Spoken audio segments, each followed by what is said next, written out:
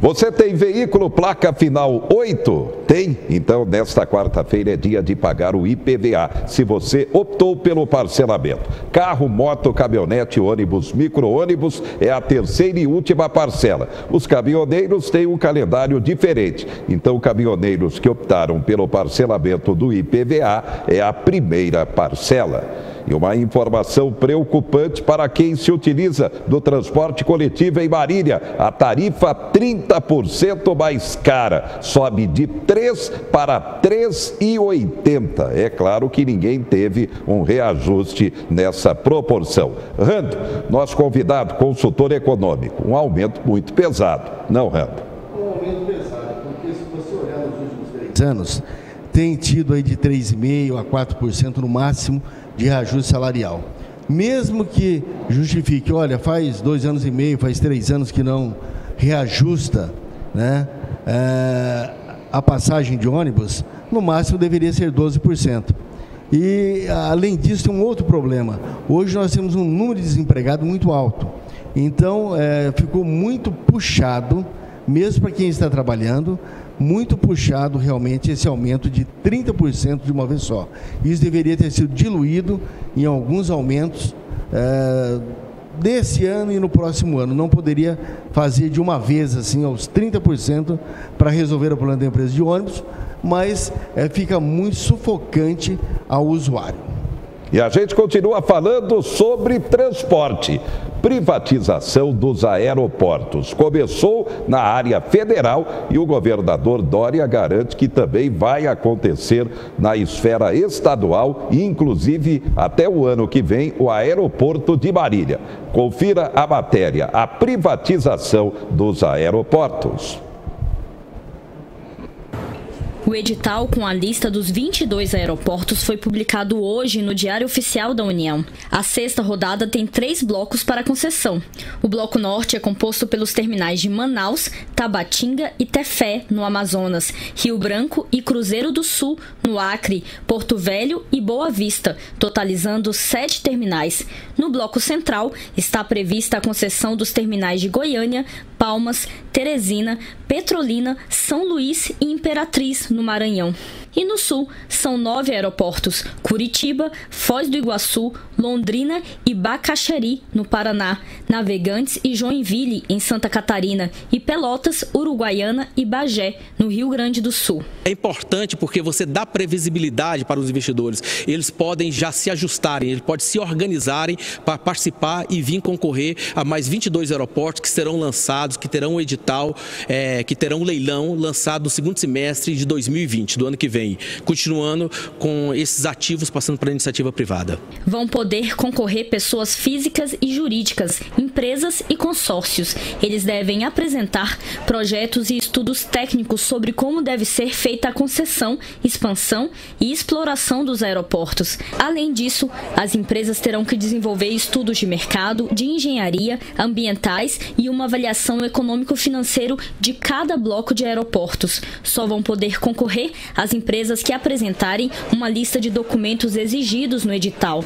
A ANAC monitora para atestar que esses investimentos são feitos e o nível de serviço, a nova operação do aeroporto seja de fato entregue para a sociedade, para os passageiros e para as empresas aéreas. O prazo para os candidatos manifestarem interesse é de 30 dias. O prazo final para a elaboração e apresentação dos projetos e estudos técnicos ao Ministério será de 150 dias. A expectativa é alcançar bons resultados como o da quinta rodada, que concedeu à iniciativa privada 12 aeroportos e superou a meta de arrecadação do governo. Em vez de 2 bilhões e 1 milhão de reais, que era o esperado, foram arrecadados mais de 2 bilhões e 300 milhões de reais. Os 3 lotes tiveram um ágio médio de 986%. O leilão da sexta rodada de aeroportos deve ocorrer no segundo semestre do ano que vem. A meta do governo federal é concluir a concessão de todos os terminais aéreos brasileiros para a iniciativa privada até 2022. O setor de aeroportos, ele demanda muitos investimentos, é um setor intensivo em capital, então nós precisamos fazer esses investimentos de maneira mais ágil, mais rápida, de maneira mais inteligente. É claro que o poder público tem feito isso nos últimos anos, mas nós fazemos isso com muitas dificuldades, né? Temos algumas amarras legais, temos algumas dificuldades para a contratação, e o setor de transporte aéreo, o setor de aeroportos demanda agilidade, né? Então, com isso, é importante que o setor privado participe desse segmento da economia, que é o setor de transporte aéreo, e é isso que os leilões buscam trazer. Está correto, inclusive o governador Dória confirma que até o ano que vem vai privatizar os aeroportos no interior paulista, inclusive o de Marília, porque aqueles 50 milhões prometidos pela Dilma para investimento no aeroporto aqui de Marília realmente ficou só na promessa. Rando. Com algumas restrições, eu sou totalmente favorável à privatização, tanto de aeroportos federais quanto estaduais. Por quê? Porque todos os nossos aeroportos estão demandando investimento no momento. E nós sabemos que tanto o governo federal quanto o governo estadual não tem como investir. Está faltando dinheiro para a saúde, falta dinheiro para a educação, falta dinheiro para a segurança. Se o governo fizer bem a questão da saúde, da educação e da segurança, estaria maravilhoso. Então, essa questão de aeroportos realmente deve ser privatizada, mas com algumas restrições. Por exemplo, quem for comprar tem que apresentar um planejamento de expansão, um período em que vai ser investido, quanto será investido, né? Não se olhar apenas quanto está pagando, e sim quanto será o investimento das empresas nos aeroportos. Porque se for para comprar e para simplesmente explorar, deixar o aeroporto na condição que ele está, não vai resolver nada. Nós temos o exemplo de Viracopos, que o consórcio lá reclama, mas ele funciona muito bem, é privatizado. Então, se houver um plano realmente de expansão, que é essencial, né? É muito importante que se faça isso, porque nós sabemos que tanto o governo federal quanto o estadual não tem como investir em aeroportos. Como também em portos, futuramente, também deve se privatizar portos. Há quanto tempo nós não construímos portos no Brasil, né? O governo não tem como construir. Então, realmente está na hora de investir, de privatizar, né? Pegar esse Porto de Santos, fazer uma boa privatização, com um plano, inclusive, de expansão nele, de investimento. Eu acho que é importante que se venda pelo valor que vale, não se jogue fora as coisas, né? Faça um leilão às claras, muito bem feito, e esse dinheiro seja realocado para áreas como saúde, educação, segurança, que nós precisamos. Mas que é importante fazer hoje, sem dúvida alguma, essa privatização porque não tem dinheiro para investir. Nós sabemos que o governo não tem como investir. Então, deixe que a iniciativa privada invista. A especialidade do governo não é aeroporto, não é porto, não é banco. Não é banco, nós sabemos disso. Deixe a iniciativa privada cuidar dos bancos, né? Deixe com que realmente as pessoas que sabem trabalhar com isso e fazem com que isso dê lucro, fique na mão delas. E coloque esse dinheiro no caixa do governo e retorne isso para a população. Isso está precisando.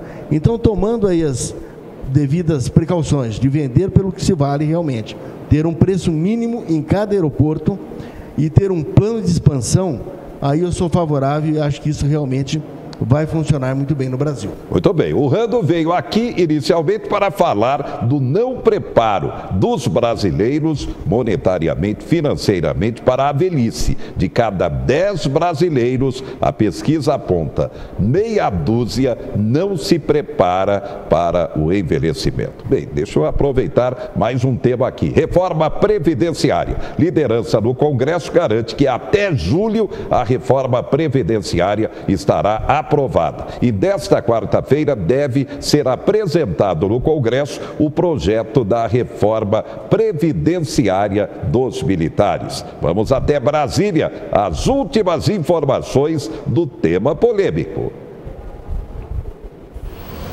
Durante participação em seminário no Rio de Janeiro, hoje, o presidente da Câmara, Rodrigo Maia, disse estar confiante na aprovação da reforma da Previdência ainda neste semestre, mas preferiu não falar em número de votos. Eu não gosto de tratar de número, eu acho que o número mais atrapalha do que ajuda, porque você começa a ter a obrigação de ficar justificando os seus números. Em São Paulo, o governador João Dória recebeu 2 visitas em horários diferentes. De manhã, o presidente em exercício, general Hamilton Mourão. Os dois falaram sobre a importância para o país das mudanças nas aposentadorias. Entendemos presidente e nós, de que ela é balizadora, transformadora e pode modificar o destino do Brasil, modificar para melhor, gerando empregos, gerando renda e gerando investimentos. Contamos com o apoio do Estado de São Paulo e de sua bancada na busca da aprovação dessa reforma, se Deus quiser, e se tudo correr bem, até o final desse semestre, início do próximo semestre.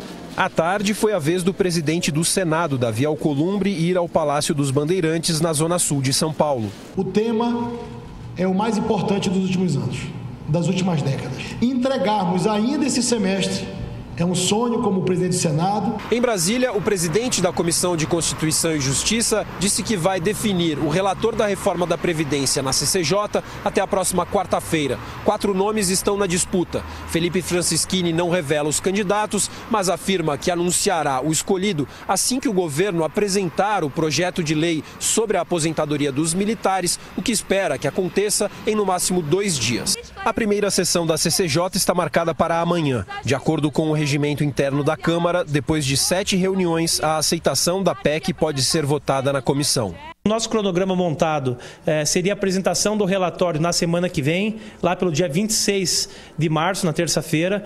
Daí a gente abre um prazo para pedido de vistas e o exercício do interstício das vistas e retornaria na outra semana para a discussão e para a votação. Discussão provavelmente no dia 2 e a votação no dia 3. Sua expectativa, Rando, e a informação que chega agora. Brasil e Estados Unidos concordam em reduzir barreiras de investimentos e barreiras comerciais. Rando. Essa é uma notícia muito boa, né? É reduzir as barreiras, principalmente impostos pelos Estados Unidos, porque nós aceitamos muito bem produtos americanos e muitas vezes eles impõem barreiras para os nossos produtos. Então isso daí é importante e é maravilhoso que pela primeira vez um presidente brasileiro está indo aos Estados Unidos dizendo, olha, vamos nos acertar, né? Em relação à reforma da Previdência, que foi o primeiro item, a reforma da Previdência pode sair tranquilamente, só que precisa sair uma reforma que resolva o problema da Previdência, né? Nós sabemos que a iniciativa privada, o máximo que a pessoa aposenta é com 10 valores de referência, 5.800 que nós falamos, que acaba dando um valor, depois das reduções, 3.800, 3.700. O problema são os grandes salários no Brasil. Por exemplo, a reforma do militar não veio junto. Nós sabemos que ele continua aposentando com o último salário e tendo direito às correções de acordo com o crescimento, né, para quem está na reserva. Isso pesa para o Brasil. Não que não mereça, porque ele coloca risco em vida, ele é segurança para a gente, isso é muito importante, mas eu acho que precisa rever isso a fundo, porque senão não adianta nada fazer reforma. Nós temos os grandes salários, né? As corporações no Brasil, né? As questões tanto federal quanto estadual, salários altíssimos, que é o que pesa, que é o que destrói o Brasil, pesa violentamente, esses salários de 30 mil, 32 mil, e aposentam normalmente com o último salário, não é a média, né? E nós temos a questão política, que é muito séria, dos nossos políticos. Como é que vai ficar a aposentadoria exatamente dos políticos, né? Vai ser feito média, qual o tempo que ele vai precisar recolher, essa questão que precisa ser muito bem discutida, para ver se nós vamos passar por uma paridade, por uma igualdade dentro da sociedade.